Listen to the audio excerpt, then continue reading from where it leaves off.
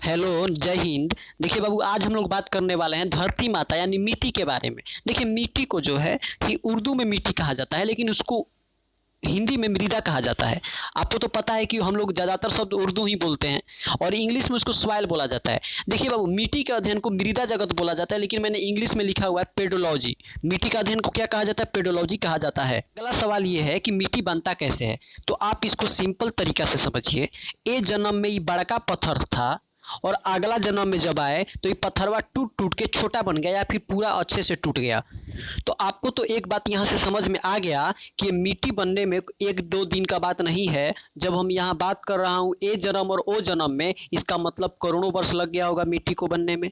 अगला सवाल आपके दिमाग में ये होगा कि जब ये बड़का पत्थरवा है तो आखिर ये टूटा कैसे होगा? तो बाबू, टूटा होगा, हो सकता है नदी की धारा से टूट गया होगा।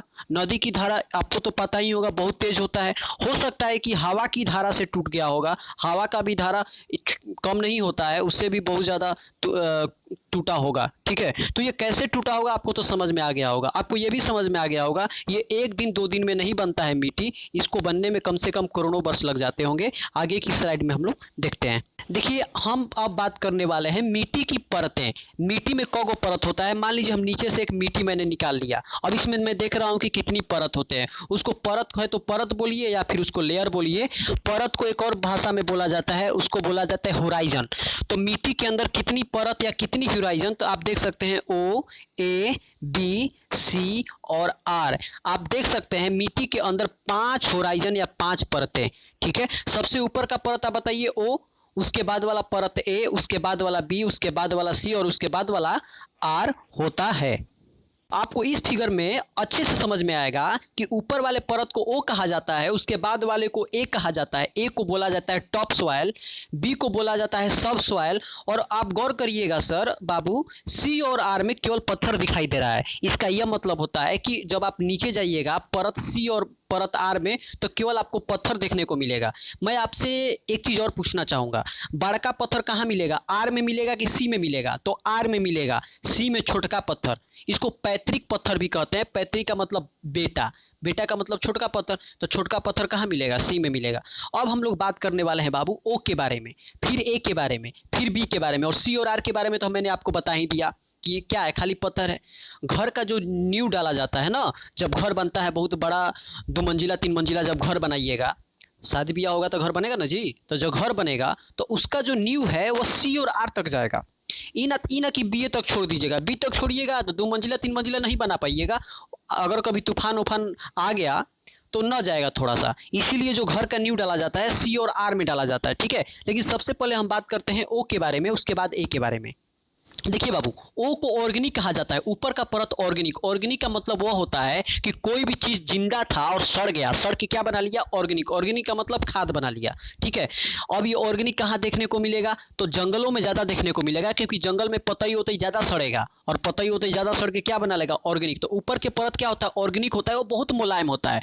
आपको जानकर ताजुब होगा कि हमारे देश में ऑर्गेनिक की कमी है। ऑर्गेनिक का हिंदी में उसको ह्यूमस कहा जाता है। देखिए यहाँ पर लिखा हुआ है ह्यूमस कहा जाता है। ठीक है, तो सबसे ऊपर के परत को क्या कहा जाता है? ऑर्गेनिक। ऑर्गेनिक खाद बहुत आदमी कम यूज करता है आजकल। तो आदमी न जाने क्या क्या खेत में डालता है। उम्र देख लीजिए, ज्यादा थोड़े हो रहा है, 70 साल 60 साल में कोई ना कोई रोग हो जा रहा है, आदमी ऊपर टपक जा रहा है। ऑर्गेनिक जब खेती होता है तो फसल उतना नहीं होता है। आप खाद डाल के 20 बोरा उगाइएगा तो ऑर्गेनिक से आपको केवल 5 बोरा ही मिलेगा, लेकिन हाँ वह शुद्ध रहेगा। ठीक है, तो सबसे ऊपर का परत को क्या कहिएगा? ऑर्गेनिक। उसके बाद वाला परत आप देखिएगा बाबू, तो ये परत ए है, इसको हम लोग टॉप सॉइल बोलते हैं।